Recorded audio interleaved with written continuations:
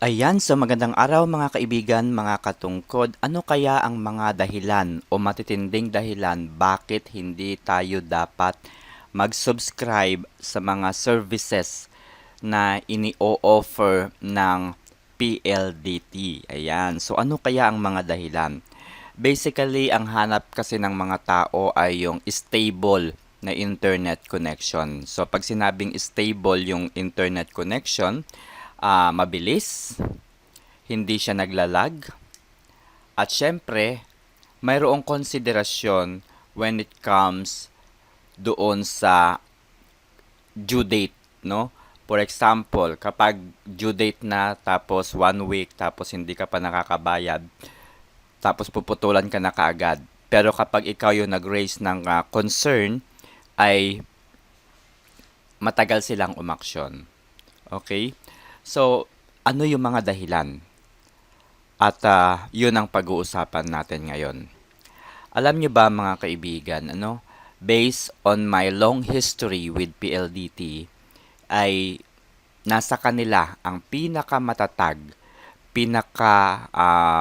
mabilis na internet connection. Okay? Nasa kanila ang infrastructure ng internet. Ibig sabihin, yung mga ibang telco at internet players in the Philippines, no, ay sa kanila rin kumukuha ng connection. So, sa kanila nagbabayad, sa kanila nagre-rent. Okay? So, andyan yung Smart, andyan yung ibang players, no? No, nasa kanila din talaga yung players. So, to tell you honestly, I have been a PLDT subscriber for long years, and these are my account with them.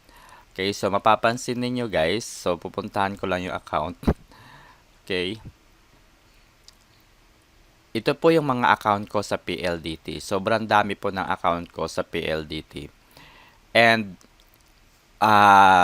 sobrang thankful ako sa PLDT dahil actually nasubukan ko lahat ng internet connections ng internet subscriber, tawag dito ISP dito sa Pilipinas.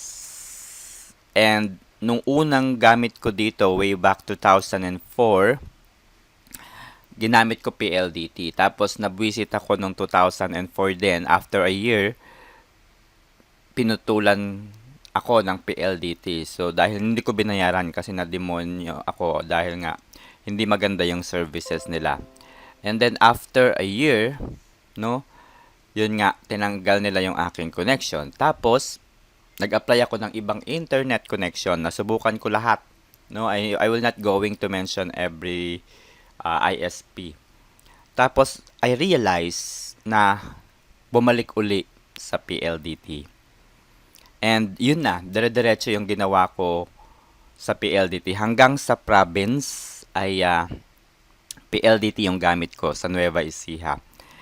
And ang maganda sa PLDT, kapag binayaran mo siya before due date, nakakatanggap ka na ngayon ng mga freebies. For example, yung speed boost. So, ibig sabihin, papalakas yung internet connection mo as you go along. Kapag binabayaran mo before the due date, yung bill, ay nakakatanggap ka ng mga promo, additional 50 Mbps, and so on so forth. And now, my PLDT connection is up to 300 Mbps. So, ayun po, as one of the employee working from home, I need to have a stable internet connection. So, kung makikita nyo lamang po dito sa bahay pa lamang, ilang PLDT na po yung aking connection, no? So, ayun po. So, yun. So, dapat tignan din ninyo yung lugar kung saan kung ano yung mas mabilis na internet sa inyo. At syempre, kung ano yung mga ini-offer nilang mga freebies. Okay? So, pero para sa akin, PLDT is the best so far here in Santa Mesa area. Okay, Barangay 602 and Barangay 468. Alright, thank you.